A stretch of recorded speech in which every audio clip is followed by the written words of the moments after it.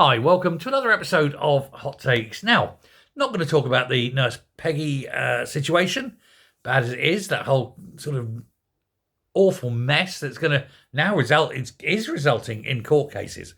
But we are going to look to say that it's going to happen again and again, because there's not one NHS health board in Scotland. Well, no, that's not true. There is one NHS health board in Scotland that actually does have rules in place, but all the others, they don't. Men can still wander into women's safe spaces. They can get changed and expose themselves to women in changing rooms. They can stand there and look as women get undressed in changing rooms.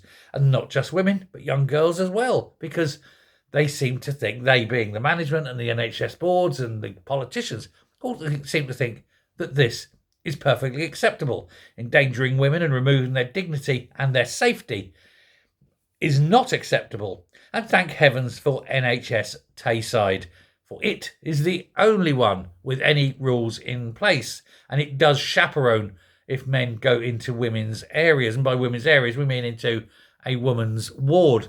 They're not allowed into, say, the women's toilets or the women's changing rooms.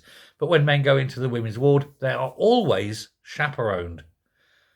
They take the safety of women seriously. It's just a shame no one else in the NHS does.